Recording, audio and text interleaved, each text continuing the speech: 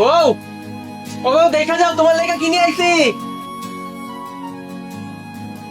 চিল্লাইতেছো কেন? এই দেখো কিনে আইছি।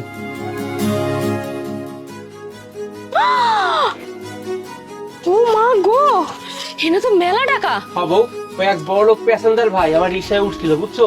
ওই নামে যাওয়ানোর সময় ভুল করে ব্যাগটা ফেলা রেখে গেছে। আমি ভাইডারে চিনি, মেলা বড় লোক। অহন থেকে কিন্তু এই টাকাগুলো আমগো, এই টাকা আমরা দিব না। এই টাকা দিয়ে আমরা আমাদের স্বপ্ন পূরণ করব।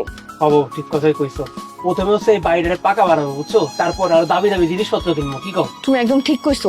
এই টাকাগুলো দিয়ে আমরা আমাদের সমস্ত স্বপ্ন পূরণ করব, অনেক দামি দামি জিনিস কিনব। আস্তে কথা কও, এহলেরও কান আছে। পাড়াপড়শি শুনলে তাহলে পরে বিপদে পড়ে যাবো। আস্তে কথা কও। আচ্ছা, এই টাকাগুলি আমরা কই রাখবো? তাও তো ঠিক কথা, আমগো ঘরে তো কোনো সুকেস নাই, আলমারি নাই। টাকাগুলো রাখুন কই? যদি চলে এসে নিয়ে যায়? তুমি তো ঠিক কথাই কইছো। যদি ঘরে চোর আসে, না না বউ না, এই টাকাগুলি হাতছাড়া করা যাবে না। দরকার হলে টাকাগুলি আমরা সাথে নিয়ে ঘুমাবো। ঠিক কথা কইছো, টাকাগুলো কোথাও রাখুন না, বিছানায় লয়ে ঘুমামো। ঠিক কথা কইছো, তাহলে চলো যাই।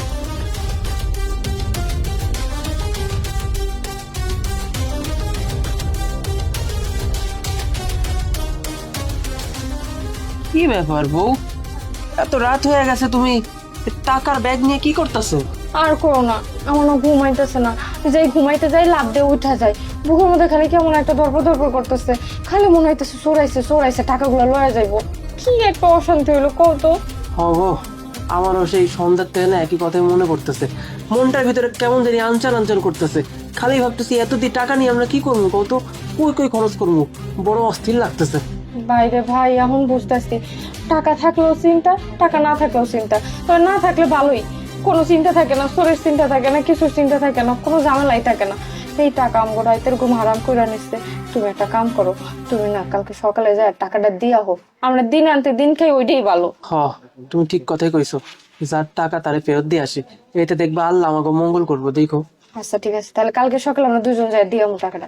আচ্ছা, এখন মেলা রাত হয়েছে, শুয়ে পড়ো।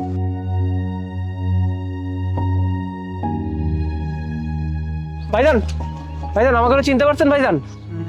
তোমার তো চেনা চেনা লাগে। ও আচ্ছা, তুমি তো সেই। আচ্ছা, তোমার রিক্সায় তো আমি আমার টাকার ব্যাগটা ফেলে রেখে আসছিলাম। আমার টাকার ব্যাগ কই? টাকার ব্যাগ দাও। স্যার, এই লন আপনার টাকার ব্যাগ। এইটাই তো। আরে, সব টাকাগুলোই তো ফেরত দিয়ে দিয়েছো। তোমরা চাইলে তো টাকাগুলো নিয়ে পালিয়ে যেতে পারতে, তুমি সব টাকাগুলো আমাকে ফেরত দিয়ে দিলে। স্যার, আমরা গরিব হইতে পারি কিন্তু অমানুষ না। আপনার এতগুলা টাকা আমরা কিসের জন্য নিব বলেন? আর এতগুলা টাকা আমাদের কোনো কামেই লাগবে না। আমাকে তো টাকা পয়সার উপরে লোভ নাই, আর মানুষের টাকার উপরে তো মোটেও লোভ নাই। তাই যখন থেকে এই টাকাটা পাইছি, তখন থেকে আমরা খালি চেষ্টা করতেছি কেমনে টাকাটা ফেরত দেওয়া যায়।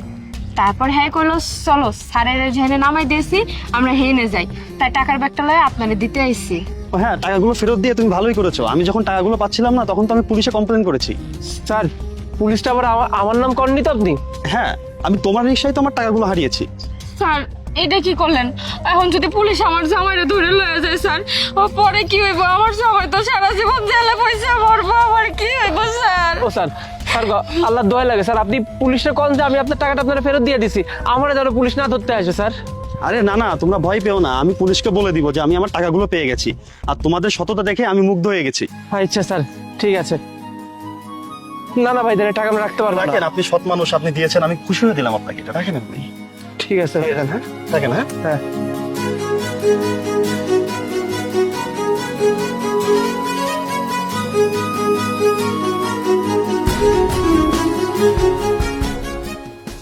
ও পুরো 1,00,000 টাকা। এই টাকাগুলি দিয়ে এখন আমরা আগে হচ্ছে ওই আমাদের বাড়িটারে পাকা করবো। দেখছো, ভালো কাম করলে আল্লাহ এমনি পুরস্কৃত করে। এখন আর এই টাকা নিয়ে আমাকে রাইতের ঘুম হারাই হইব না। চলো চলো।